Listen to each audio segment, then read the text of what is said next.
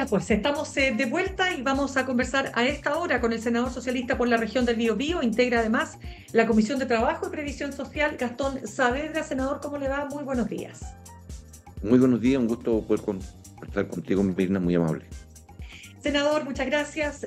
A ver, este fin de semana se han conocido varios otros episodios y elementos de las distintas declaraciones, ¿no? Partiendo por el propio presidente Gabriel Boric, siguiendo por Gabriel de la Fuente, ex asesor directo de Manuel Monsalve, el taxista, ¿no es cierto? Y se conocen más detalles aún de lo que declaró el taxista. ¿Cuánto ha impactado a su partido este caso y lo sigue impactando, senador? Mira, evidentemente que al partido lo afecta, o lo afectó. Eso está por verse aún, porque es un continuo esto. Entonces, por eso que tomamos una decisión nosotros yo diría en tiempo y forma, primero, eh, por parte del Tribunal Supremo, una decisión que a continuación de la renuncia de Monsalve, el Partido Socialista lo expulsó. Por tanto, se tomó la decisión. Eso es lo que el partido puede hacer. Evidentemente, eh, esto tiene otros efectos y que se hace sentir generalmente en las elecciones. Eh, Siento que algo de eso también hubo, ya se irá a tener el cuánto, seguramente en algún minuto, pero evidentemente que afecta la imagen del Partido Socialista. Dígame, pero para entenderlo más profundamente, porque evidentemente que se conocen y se van conociendo detalles y sobre todo lo que pone la oposición, sobre todo en relieve, ¿no? Es por qué se demoraron 36 horas, tomando en cuenta que ya se sabía que había una denuncia por violación y por abuso sexual. ¿Usted qué cree que pasó? Usted que conoce, me imagino, ha tenido contacto, supongo, por lo menos con los socialistas que estaban en el gabinete del No he conversado subsecretario. con ellos. ¿No? No, No ha no, conversado. no. Pero No. ¿qué cree usted? ¿Qué cree usted que pasó? ¿Se le creyó la versión a Manuel Monsalve de que podía ser víctima de una extorsión y por eso retrasaron una decisión que debió haber sido tomada de manera mucho más inmediata? Lo que ocurre es que, mire, las decisiones, que lo que usted me está preguntando en la moneda, esas son Sí, situaciones que ocurrieron y que se dio en ese tiempo. Ahora, yo no puedo estar, ¿cierto?, en favor de algo que a todas luces es contradictorio con la definición política que nosotros tenemos. El Partido Socialista también es un partido feminista, está declarado hace mucho tiempo en esto. Entonces, tenemos por un lado una víctima, hay una relación de poder asimétrica y para nosotros, evidentemente, cuando tomamos antecedentes de lo ocurrido, se tomó la decisión de expulsarlo. Eso es. Ahora, valorando las cosas, nosotros hacemos verosímil la opinión o los hechos como los relata la víctima, en este caso la mujer, y evidentemente creemos que la justicia, en donde está instalado esto, es la que tiene que resolver, porque los hechos penales además son individuales, no son del Partido Socialista, no son del gobierno, no son de la moneda, son personales y tienen que asumirse como tal. claro, son personales los hechos penales, pero en lo político, ¿qué errores cree usted que se cometieron? Nunca debió haberse producido la renuncia en la moneda, por ejemplo. Porque el presidente dice que nunca le dio esa instrucción. Bueno, habrá que creerle al presidente. ¿Qué otros errores se cometieron para usted? A ver, si el presidente le dio la autorización, porque también hay un tema humano, convengamos en esto, y vino a conversar acá a Concepción con su familia, eh, el problema está en que no debió haber, cuando fue a defender el presupuesto el día, cuando volvió a Santiago, al Congreso, en la sede de Santiago, él no debió haber hecho eso. Claro, pero esa decisión de estar defendiendo el presupuesto también está avalada. Uno podría pensar, ¿no es cierto?, por su propia ministra de Interior El o tal gobierno, vez hasta por el propio presidente, ¿no? Porque ya se del gobierno, sabía. Entonces, por del eso le pregunto, gobierno. ¿cómo se explica eso? Eso no tiene para mí no tiene ninguna explicación. Ahí se debe haber tomado la decisión. Cuando el presidente supo la instrucción era perentoria. Tú no puedes aparecer más en representación del gobierno en ninguna cosa que de aquí en adelante haya. Eso debe haber ocurrido. Eso no ocurrió. Sí. Y eso por eso le digo, porque hoy día la oposición está poniendo el acento en la incapacidad que tuvo el presidente para tomar una decisión inmediata. ¿Usted cree que efectivamente se equivocó el presidente? El presidente tomó la decisión. ¿ya? Y lo que pasa es que los hechos fueron dándose de otra forma y el problema está en que, claro, la oposición va a seguir escarbando porque con eso cree que sigue debilitando al gobierno. Creo que no es el camino ya, porque eso está Pe- instalado en la justicia, dejemos que la justicia funcione, dejemos que nos entregue su veredicto y eso es lo que tenemos que respaldar todo. Porque si sigue buscando la ventaja política, creo que no vamos a ayudar a resolver otros problemas que también tenemos respecto de las relaciones entre hombres y mujeres en la sociedad actualmente en nuestro país. Senador Gastón Saavedra, pero usted diría que este es un tema que lo va a acompañar por mucho tiempo al gobierno. Es un tema complejo que evidentemente eh, es una mancha que es indisoluble, diría yo. Una mancha indisoluble que va a reflotar cada vez que, por ejemplo, mañana tenemos una segunda formalización. ¿A usted cómo le impacta eso cuando usted ve a un ex militante de su partido que gozaba de tanto prestigio, ¿no? Verlo formalizado por un delito tan grave. Es muy duro, es difícil. Yo compartí 4 años con él como diputado, somos de acá de la zona, nos conocemos muchos años, no éramos, no podíamos decir, éramos compañeros de partido, distinto a ser amigos, no, yo no compartía cosas cotidianas con él, pero es duro, es difícil ver a una persona que ha desempeñado cargos de gobierno, que era el jefe de la policía chilena, verlo esposado, esa es una imagen terrible, tremenda. ¿Y usted qué cree que le pasó a Manuel Monsalve?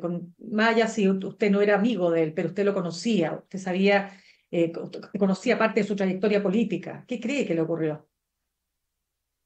Es una cuestión que tendría que conversarlo con él para armarme un cuadro. No, en este minuto no podría aventurar opiniones que no tengo una fundamentación como para preguntarle qué pasó en este tiempo, en lo cotidiano con él. Aún, aunque conversaba recién con el diputado Miguel Mellado de Renovación Nacional, la acusación constitucional contra la ministra Toá hasta el minuto por lo menos está descartada, según lo que hablaba con él, pero van a insistir en la responsabilidad política de la ministra. ¿Para usted tiene responsabilidad política la ministra en lo ocurrido?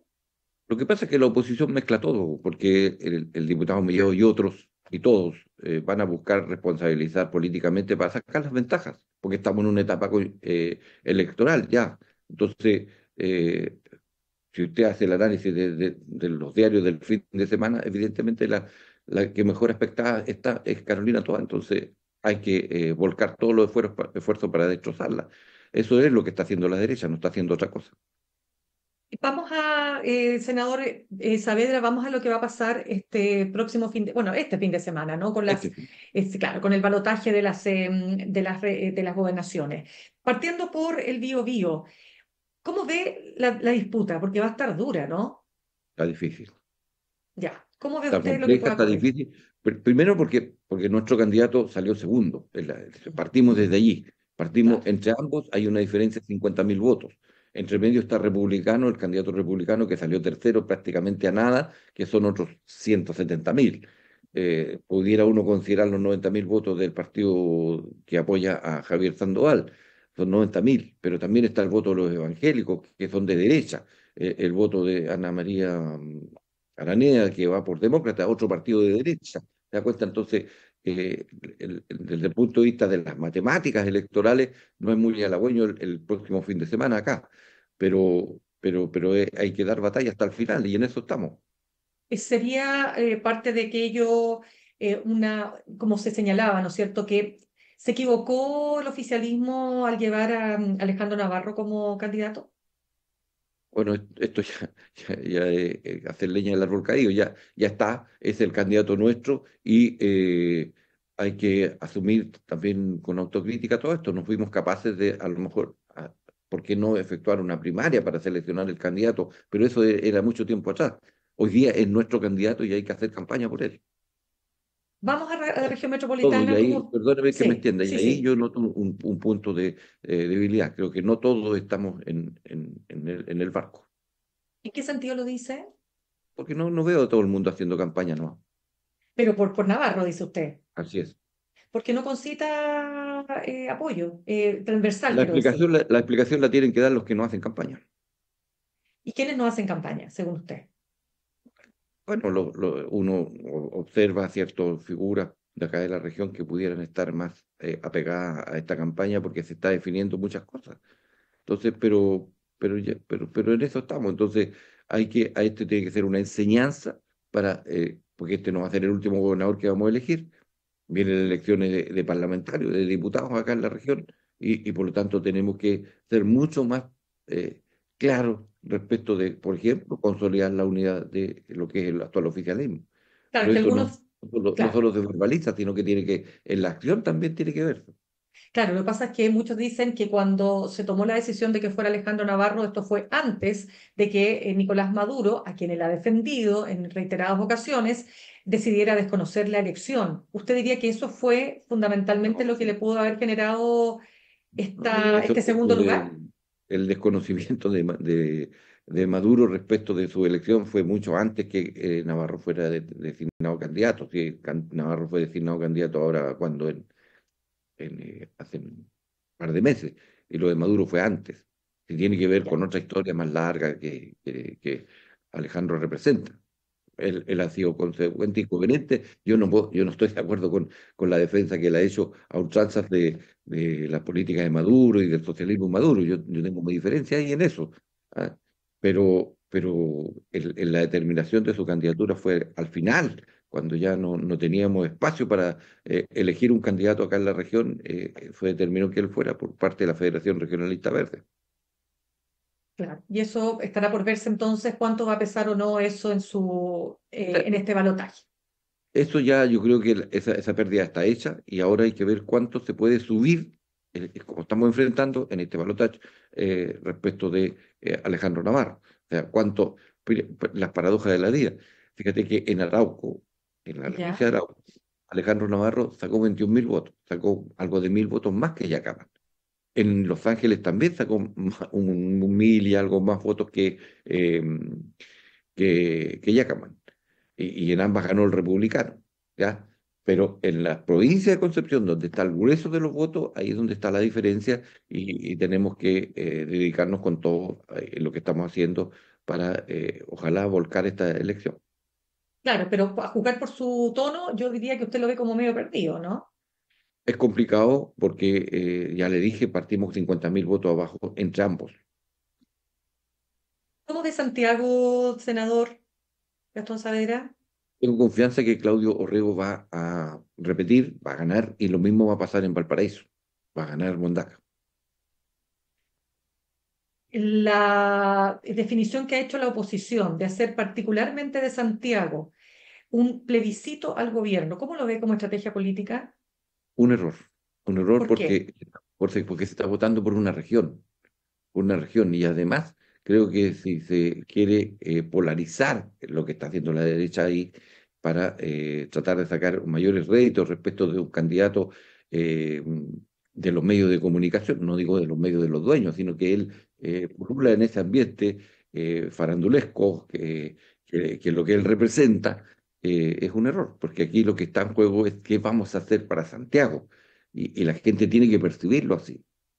Pero si es, a ver, Claudio no es el presidente Boric, ¿ya? En qué sentido lo dice? Claudio no es el presidente Boric. Porque son liderazgos distintos, porque hay una historia política distinta si usted la compara. Uno viene de la izquierda universitaria, y el otro de la democracia cristiana y de la centroizquierda en términos permanentes. Entonces, la representación de uno y otro es distinta, a eso me estoy refiriendo. Claro. Vamos a otro tema. Estamos conversando a esta hora con el senador del Partido Socialista por la región del Biobío, Gastón Saavedra.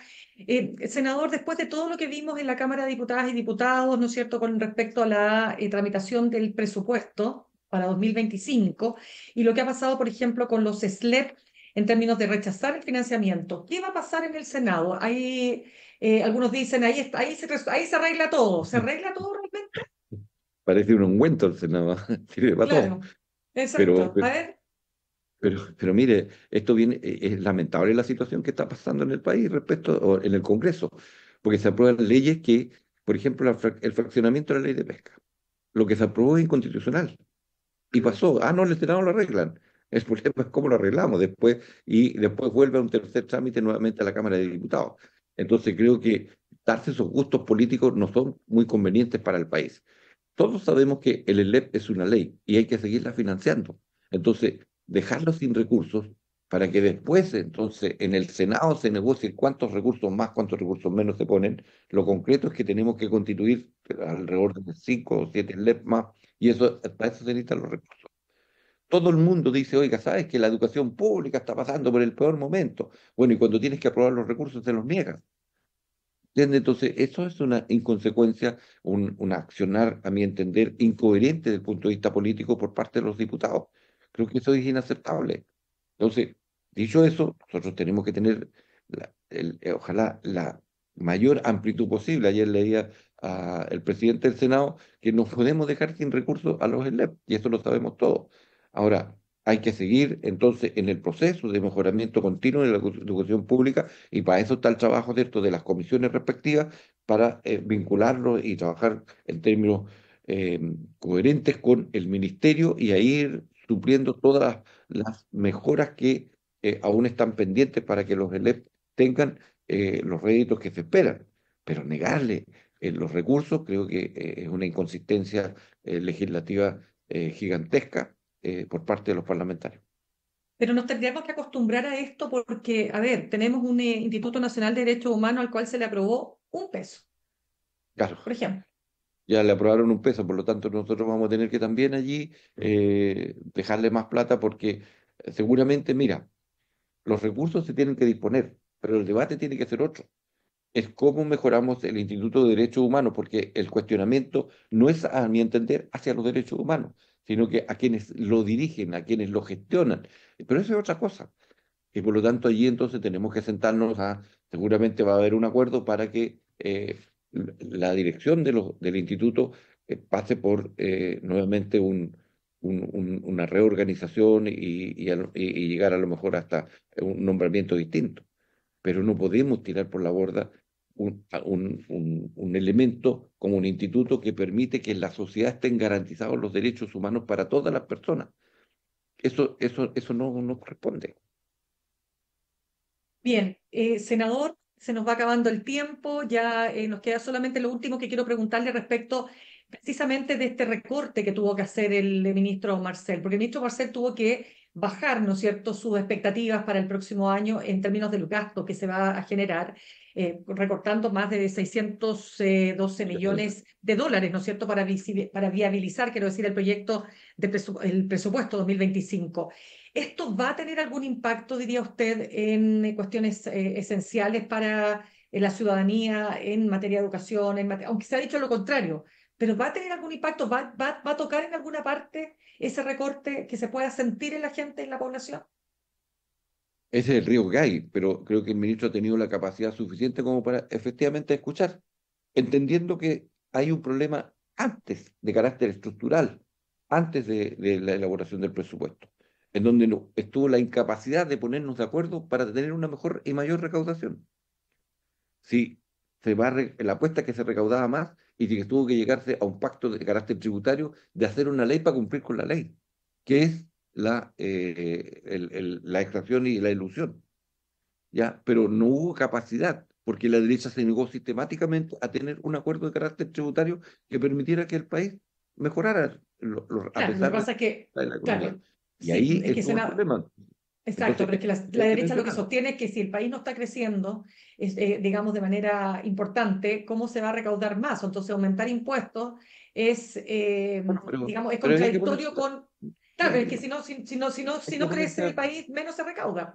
bueno, hay que ponerse de acuerdo de todas maneras para ver cómo teníamos, a lo mejor no el monto total, pero sí una parte que ayudara a liberar de esta presión de contraer el gasto para el presupuesto de la nación. ¿Por qué planteamos esto nosotros?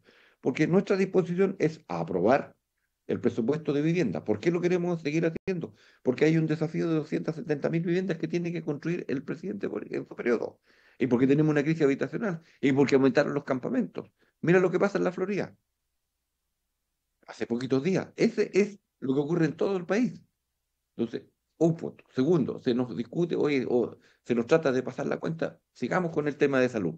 tenemos que seguir inyectando recursos para mejorar las condiciones de trabajo de los médicos, de todos los trabajadores de la salud, pero al mismo tiempo más plata para poder acortar todo lo que es la brecha en materia de atención para que la lista de espera se reduzca. Pero también hay que inyectar recursos para la salud primaria que administran 345 municipios en el país. Sin eso es imposible dar mejor salud a los chilenos. Después está todo el cartel principal de la derecha. ¿Cuál es? Ah, es que es un problema de seguridad. Es que nuestros carabineros. Bueno, va a haber que aprobar los recursos para tener 1.300 carabineros más, 245 PDI más, mejorarle los sueldos a ambos y mejorarle los equipos. Y entonces somos coherentes con la demanda de mayor seguridad pública para los chilenos. Las pymes se defienden a ultranza, las pymes sirven para todo. ¿Ya? Pero cuando hay que poner recursos para que se sostenga el empleo que ellos generan, porque por un problema de crecimiento tiene que haber un subsidio para eso, bueno, también tenemos que aprobar eso. Entonces, en esos puntos creo que no hay discusión, por lo menos de parte nuestra, la disposición nuestra es aprobar ese presupuesto porque es necesario para el bienestar del país. O para aprobar pero por eso, ¿en el Senado se parcha todo? ¿En el Senado ¿Perdón? se parcha todo? ¿En el Senado se parcha todo, senador? Es que se aparece esa mala costumbre, ya se instaló y vamos a tener que resolver, no parchar, sino que trabajar para poder dejar un presupuesto de la nación que garantice que los chilenos y chilenas van a tener bienestar, más que nosotros seamos los buenos de la película o que estemos parchando un presupuesto. Estamos votando lo que corresponde para que el país funcione. Es nuestro rol, ¿ya? No hacer problemas al gobierno como se hacen en la mayoría circunstancial que existe en la Cámara de Diputados. Entonces, se trata de actuar con características de estadista. Y eso yo no lo he visto en muchos parlamentarios cuando tienen que aprobar este tipo de proyectos. Esto es lamentable, porque coloca a Chile en una situación muy compleja y en cuanto al cumplimiento y las expectativas que tienen chilenos y chilenas para resolver problemas. Si uno cuando hay que ir a terreno, hay que conversar con la ciudadanía. Mire, el fin de semana estuve en Quilaco, una comuna perdida, son 5.000 personas que viven acá arriba en la cordillera, en Alto Biobío cerca. La felicidad de la gente porque se van a hacer 5 kilómetros de pavimento de una calle y eso permite conectar a nuestros pueblos originarios con el centro de la comuna. Entonces, esas cosas están en el presupuesto de la nación, esas están en las partidas de obras públicas, pero hay que ir a terreno, hay que contratar, hay que conversar con la ciudadanía. Me da la impresión que nos hemos alejado de la ciudadanía y por eso es que nuestra votación en el Congreso no es coherente con la demanda ciudadana. Ya, ahora sí, senador Gastón Saavedra, senador socialista por la región del Biobío, quiero darle las gracias por haber estado con nosotros esta mañana. No, muy amable, muchas gracias. Gracias a usted, que tenga buen día. Gracias. Ahorrar cotidianamente se puede y de forma organizada, rápida y online con Ahorrando, la nueva funcionalidad de tu app Coopeuch, en donde puedes programar ahorros de manera fácil y entretenida, eligiendo tus propias reglas y metas. Haz que el ahorro sea parte de tu vida con Ahorrando de Coopeuch. Más información en coopeuch.cl. Y en el camino hacia un mejor futuro, muchos factores influyen, pero solo uno tiene el poder real de hacer la diferencia: tú. Recorre tu camino con nosotros, la Academia Universidad Acreditada y Adscrita a Gratuidad, academia.cl. Me despido, los dejo con Fran Castillo juntos y revueltos y les deseo que comiencen una muy buena semana. Ya nos encontramos mañana a las 8 en punto. En el camino hacia un mejor futuro, el factor que hace la diferencia eres tú, la Academia. Universidad Acreditada y Adscrita a Gratuidad, academia.cl y Copeuch Inversiones, el sitio donde todos pueden invertir, presentaron Al Pan Pan en el Mostrador Podcast. Cerramos por hoy Al Pan Pan con Mirna Schindler. De lunes a viernes de 8 a 9 de la mañana, entrevistas para partir el día. El Mostrador Podcast, el poder de la independencia.